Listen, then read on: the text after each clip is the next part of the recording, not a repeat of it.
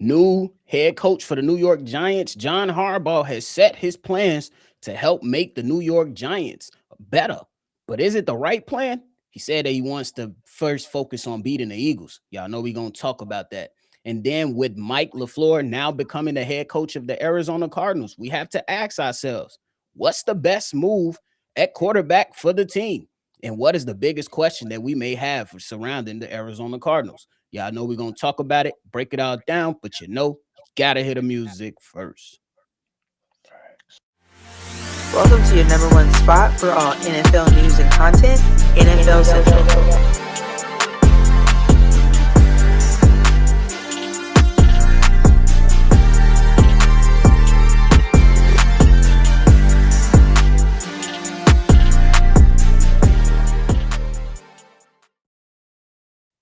What's going on, NFL fans? Welcome back into another episode of NFL Central, your number one spot for everything NFL. I'm your host here, Bobby, joined by Steve-O. And if y'all ready to talk football, hey, we're getting closer to a Super Bowl, but the offseason coverage is going to be fire from over here. So hit that like button and subscribe to the channel. Steve-O, what's the word? Well, good. Man, we got John Harbaugh saying that his plan is to first beat the Eagles.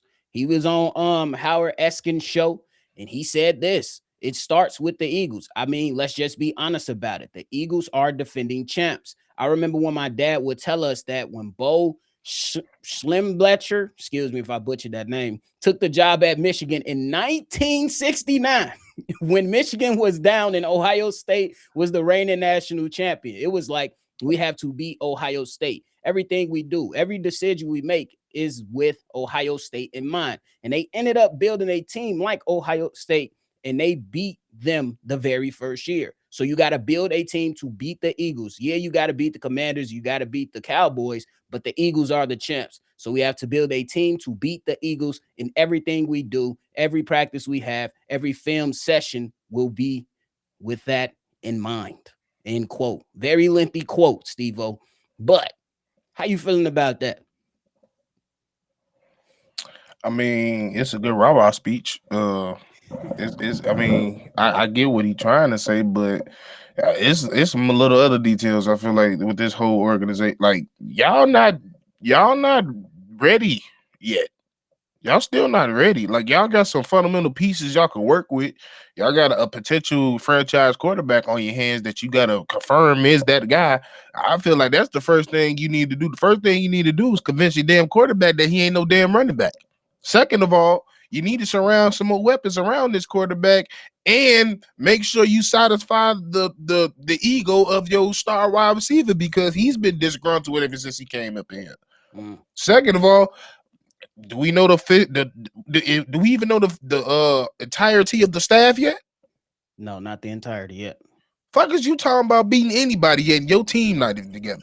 That's my point. Like I get what you're trying to say, but it's almost like what I said offline when the Bears came in and people used to come in, oh, we're focused on the Packers. Man, fuck them.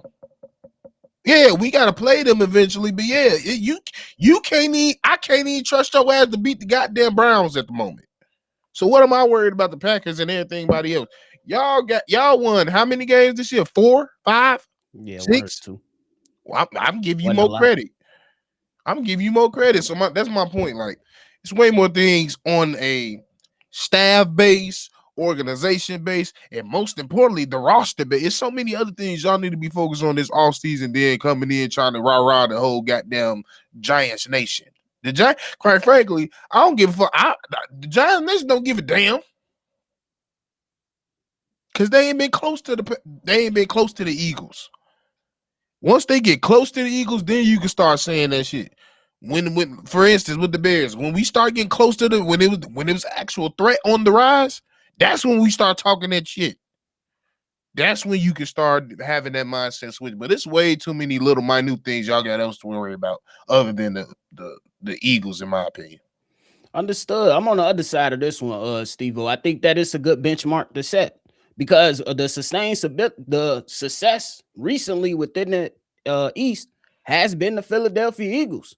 You can't say that about the Cowboys. You can't say that about the Commanders. Yeah, we seen them have a year or a year or two in a row, but for so long, the Philadelphia Eagles and the way that they've been built has been a representation of success. And I think that I agree with you on the part to where you don't want it to be your only focus, because if we're looking at the season for the team that we root for in the Chicago Bears, we got swept by Detroit.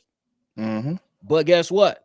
The mentality and the style of play allowed us to take advantage of other opportunities within the division and against other teams. So I agree with you on that part. But I think it's a good benchmark to have, because one thing that we know from the Philadelphia Eagles is the trenches. So if you building out for something and you trying to resemble the Eagles or beat the Eagles per se, John Harbaugh is gonna have to start within them trenches first, and that's a real thing. What you say to that? I mean, it is a real thing. Like, I get it. Like, they are the benchmark of that division. They are the organization that's the creme de la creme of that whole division. And if you want to model your organization, that's not a bad organization to model yourself after. But my point is, y'all haven't shown. My thing is with them, like I said, organization wise, they have been prone of making stupid ass decisions versus the Eagles is known for making great decisions, even difficult decisions, moving on from championships. Like they that's the type of Howie Roseman is. That's just how he is. I don't know if this GM got it in him. Gotta show me that. And like I said, it is a good benchmark. Like once you get, that's what I'm saying.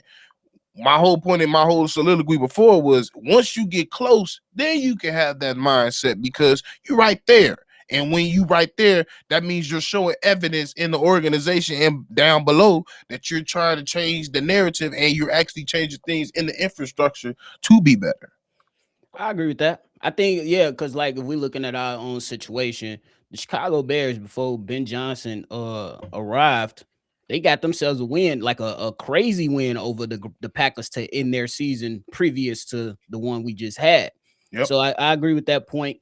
Yeah, the Giants got a upset victory over the Eagles, but it was a bit weird, and we know that the Eagles all season weren't per se at their best. So to your point, I agree with that. It's a complex, it's a good conversation to have surrounding the context of it.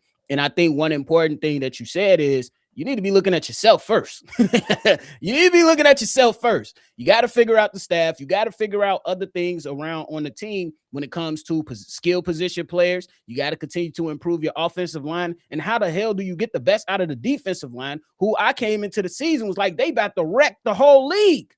And they didn't. They wrecked the beginning of the league, the beginning of the season. But it wasn't. It fell off. It was supposed to, bro, if you give me a defensive line with Abdul Carter, Brian Burns, Kayvon Thibodeau, and Dexter Lawrence, I'm thinking this is going to be a defensive pass rush that could potentially be on the level of the Houston Texans.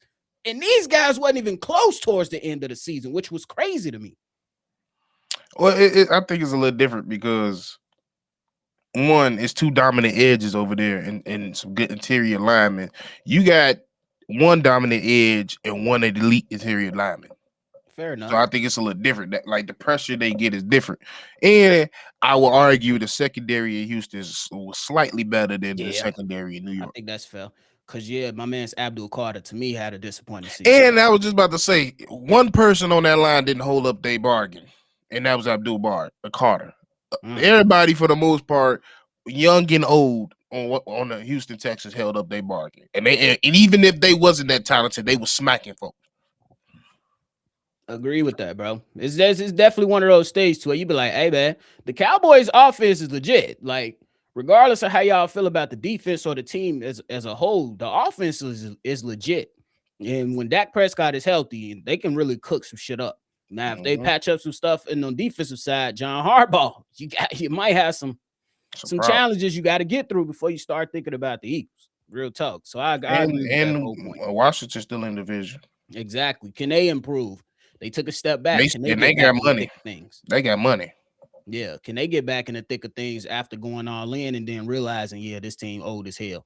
And then they had to go out there and restructure their entire coaching staff. That was me personally. That was just weird though. It's janky. Yeah, it's janky as hell. It seemed like it was forced. Not even it was forced. I just think they picked the wrong head coach. He a good coach, but with this, it kind of had to be like everybody else. You need an offensive coordinator type head coach that's going to be there for the long haul. Yeah, and he's a DC, so Yeah. we'll see what happens with that, man. Let us know your thoughts on the comments from John Harbaugh. Good conversation right there, Steve-O. Now time to get into another thing. The Arizona Cardinals went out there. They was going after Clint Kubiak, did not get him. He's ultimately going to the Las Vegas Raiders, which I think is a hell of a job for him. Got a lot of work, though, in that division. But Mike Lafleur is now the coach of the Arizona Cardinals. In your mind, what is the best move? Well, first, what is the biggest question surrounding Mike Lafleur and the Arizona Cardinals right now? Is he gonna stick it out with Kyler or not? Mm. That's the biggest question of the whole organization. I think the writing is on the wall, but it's still that band-aid you got to rip off. Yeah. You still got to do it. So yeah, the difficult conversation that needs to be had is coming into this situation as Mike Lafleur. Am I comfortable, especially putting my job on the line, especially with my first year, being with somebody with all the reports behind this quarterback and Kyler Murray? Yeah. And if I'm him, it's a hell no. But we've seen this time and time again. Players get chances due to the talent that they have. So I agree with that. And if I remember correctly, Kyler Murray still has 1 year guaranteed on his contract before he can get cut.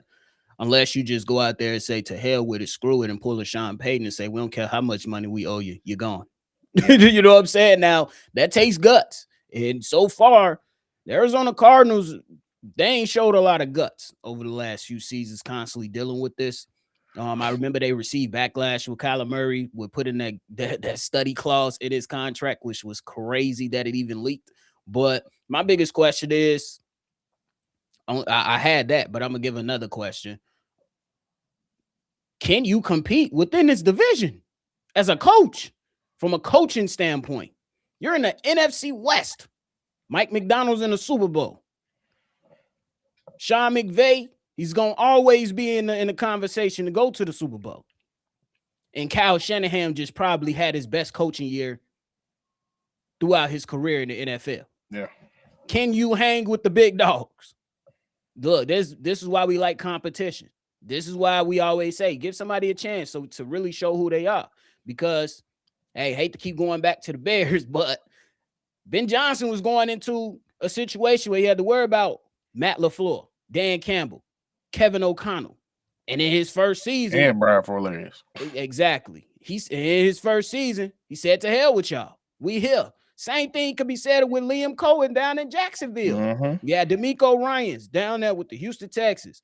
In Tennessee, they was going through what they was going through. And then you got Shane Steichen with the Indianapolis Colts. So, biggest question for me coming from Mike LaFleur is, can you hang with the big dogs? That's a good one. That's definitely a good one. I mean, the reason I know he ain't gonna be able to hang with the big dogs off rip. It just both of the teams, all the teams in that division, too good right now. But I think give him, if they're willing to give him time, I think he possibly can, because I like Mike LaFleur. I'm honestly surprised this is his first time getting a chance. I thought he was gonna get one last year. So if he go out there and build this team up correctly, and I still think he's gonna be able to put up points. So I think it's gonna. I don't think they're just gonna go out there and get their ass whooped every night, depending on how he runs it. But we gotta see how he run it first. Yeah, absolutely, because they got a lot of talent all throughout that team, bro. And Steve-O, I just thought of something. If Mike LaFleur got the guts, look for a trade partner for Kyler Murray. I got one team in mind who's been struggling to find a quarterback, a team that has just called Phillip Rivers off the couch. See if they want Kyler Murray in Indianapolis. Draft you a quarterback and then run with Jacoby Brissett for 1 year. You want them to draft Ty Thompson? Hey, I'm just saying. I mean Ty Simpson. Or you could just buy you a little bit more time. Or go push the chips in the middle of the table for Malik Willis. My guy is, I'll go see what Mac Jones talking about. You got options, but the first thing is get Kyler out the building. if you got the guts, because I I eat think that. it's long overdue. Bite the bullet. That's why I feel like this is a situation where I just think you should bite the bullet. Ain't like it's a multiple year thing. You got to pay him for a year, and then you're done. Yeah, I think it's because I don't know trade partner gonna be hard with him. I don't think nobody around the league gonna want Kyler. Like unless somebody gonna have to like tear their ACL mid season. Damn. Like literally, that's catastrophic. Damn. But that's the only time people get drastic. This is a drastic situation. Like in order for Kyler to get drafted, in my opinion, something drastic is going to happen. You mean traded? I got you. Yeah, that's what I meant. I said drafted. Mm-hmm. Traded. Yeah, I get you though, but man, I love the reason I put the Colts up there is because Shane Steichen and that GM they on their last limb. They on their last limb. Yeah, and they don't believe in Anthony Richardson. They on their last limb, but that's my thing. You want to hit your hit your wagon on Kyler, and you got Anthony Richardson in the building. You got big and little dummy. Like nah. You right on that one though, but I'm with. Hey, they got to figure out something. Hey, the Colts could be in the play for Malik Willis too. They got to figure that shit out. They got too much talent, and y'all wasting it because you can't get the quarterback position right. And I'm not running it back with Daniel Jones. Well, he got it right. That motherfucker God just said nope. Achilles. The real. What? I was like, damn. I wonder if the Indianapolis Colts are even gonna go out there and just say give him a 2-year deal with Daniel Jones. Or was the ending of it before the injuries? Was it too glaringly bad? It kind of was. It kind of was. They gotta, but they got options, bro. Everybody, bro, it's about to. You want Mac Jones, Malik Willis? Them boys finna get paid. One of them finna get paid. Definitely finna get paid for sure. Especially because, like, bro, Sam Darnold only making like $35 million a year. Oh, they pay him tomorrow. And he in the Super Bowl. If he won the Super Bowl, they pay him the next month. You think so? Pay raise? Hell yeah. They gonna get in front of it because if they let that nigga play into a contract, they gonna end up paying that nigga $300 million.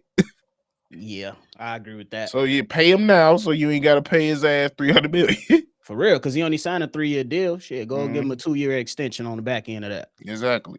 I ain't mad at that. But hey, these boys in Arizona, they got a lot of decisions to make, bro. And the most glaring one is the most daunting task is figuring out what you're gonna do with Kyler. Because if you Mike Lafleur, this man, he on his 3rd head coach, right? Yeah, and I don't know how many OCs. Yeah, this is 3rd head coach. You had Cliff Kingsbury, Jonathan Gannon, and now Mike Lafleur. How many coaches we got to get this man? How many coaches we got to give Kyler Murray? Like bro, I said, we don't even know. We don't even know how many coordinators. Right. That's the crazy thing. You right though, man. Talent to keep a motherfucker feeling like they can solve you. For real. When it's hard, man, sometimes the answer ain't on the fucking test, bro. You already know. But hey, before we get up out of here, Steve-O, let's talk about the salary cap, bro. It's the salary cap is projected to go up again around the NFL. It's now going to increase to $303 million via spot rack. And the most craziest thing, bro, within the top 15, you got 2 Super Bowl teams there. The Patriots and the Seattle Seahawks, bro. The Seattle Seahawks are going into next season with $75 million and the New England Patriots $33 million. How you feeling about the increase of the salary cap, bro? I mean, I like it because it's going to give more players that we love on teams that we don't necessarily want to give up, is give them an opportunity to sign deals that's a little more team friendly so you can keep them around. And it just shows you the nature of this business. This shit next to like NBA, next to the MLB, and this shit just growing. Like this it's gonna be a point where this cap probably reached to $400 million. Like that's just look like where it's going. So it just tell you the times we in and how much money this league is making. But yeah, it's just gonna give a little bit more leeway to some teams, especially those teams. I think this helps a lot of those teams that's in that window of winning the championship, and they don't necessarily want to lose the players that they just made it so far with. Yeah, I agree with that.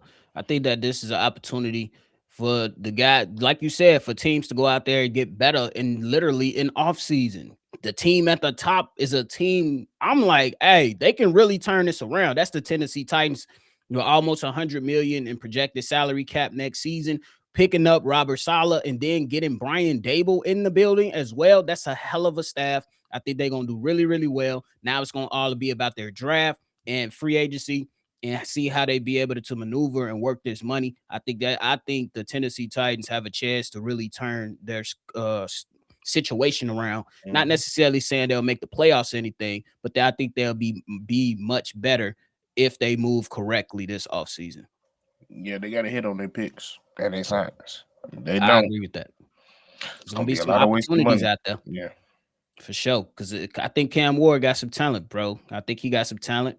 They got some pieces. definitely. They got to definitely reshape that wide receiver room because there's too many drop passes coming from them guys.